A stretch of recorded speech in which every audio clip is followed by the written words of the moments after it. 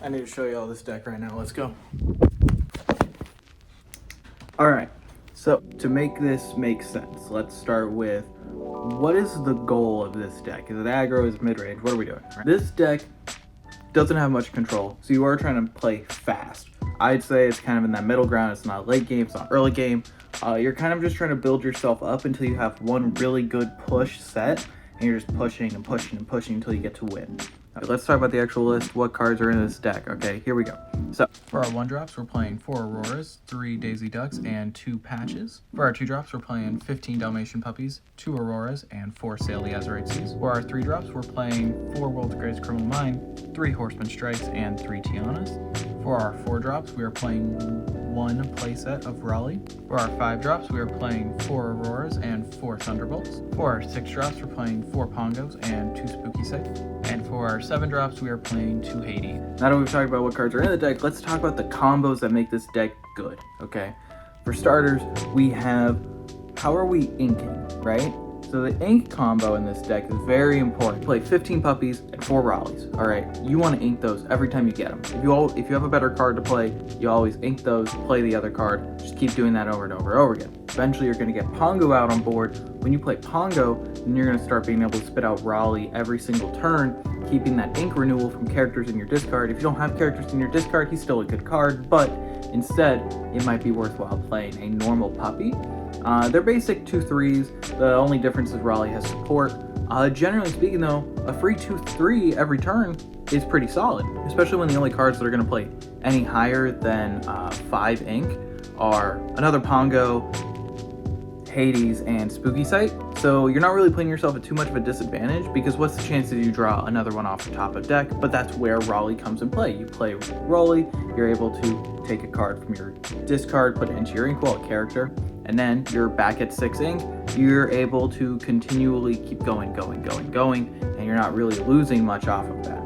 Next, we have our Aurora combos, okay? Aurora, turn 1 into Tiana, that's solid, we love that. Turn 1 Aurora into turn 2 Aurora, also really good. It doesn't really matter, they're both solid. The only reason you play the Aurora combo into Aurora instead of Aurora into Tiana is that Aurora into Big Aurora is actually way better against decks if they play like a 2/2 to start or a Tinkerbell 3/1 to start, because they're probably not going to want to swing in initially. But into if your opponent plays something like, let's say, a Bobby, right? Something that can't automatically swing and kill your little Aurora, then go ahead and play that Aurora into Tiana. It's probably going to work out better for you. Then, of course, we have the basic removal combo in yellow that we're seeing game played a little bit more now. It had some time prior to rotation where it was pretty good, but we didn't typically see it too often, and that is supporting other characters to play Criminal Mind. It's not bad. We have the Raleigh. It's good, but I wouldn't depend on it necessarily, but it is a combo in there just in case you need to. And let's talk, what matchups does this deck do good against? Honestly, if you're playing into blue, you're kind of screwed.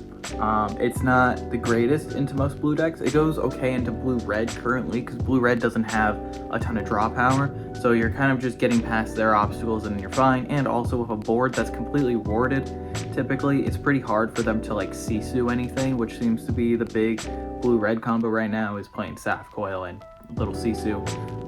Red-blue items, it's like an easy win every time. I've never had a problem with red-blue items so far, but that's such an anti-meta and no one plays it kind of deck.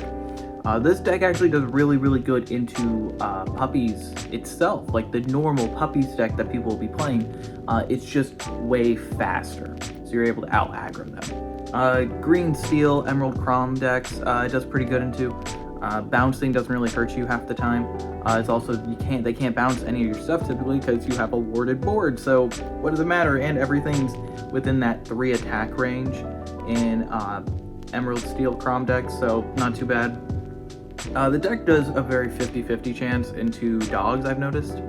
If you're going into yellow-green dogs, it's a little tough. It kind of depends on what version they're playing or how fast they start, because if they start really fast, you're kind of a little screwed. It's a little hard to get stuff out there and kicking faster, but and especially to put out the Chromicon, like you're a little screwed there. But if you're playing into green yellow dogs and they don't get the Chromicon, and they're having a little bit harder of a time getting going, you probably have a solid chance just on your pure aggro stasis with this deck, and the fact that you really can just take out a lot of stuff if you get going. I mean, we're talking Thunderbolt's a 3/7. He's going to live through any challenge pretty much.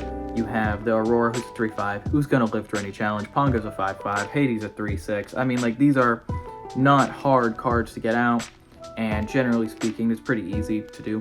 Green-purple depends. If it's the green-purple aggro variant, then you probably lose that one. It's just way too fast.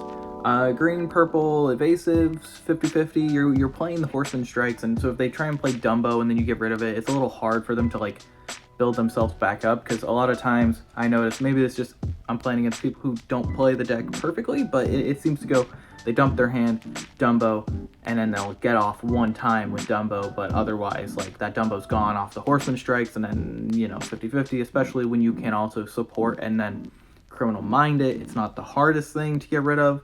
Otherwise, it is kind of a rough deck to go into. You can out aggro them, of course. That's what this deck does. It out aggros when it's time. It does take green-purple long enough to set up and really get going that you can start pushing pretty quickly. Amber Steel, I don't notice it being too difficult to get around, but the aggro is pretty tough sometimes. Like, they're just fast. It's rough. I don't know what to say.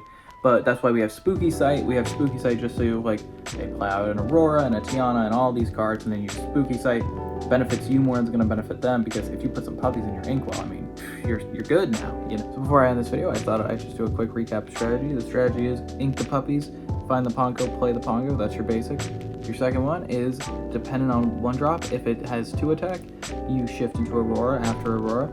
If it has 1 or 0 attack, you're going to play that Tiana instead. Always remember to hold your characters in place. Don't quest unless you need to. And just aggro out at that mid-game to late-game section when you know you have the game, alright? Anyways, with that, out.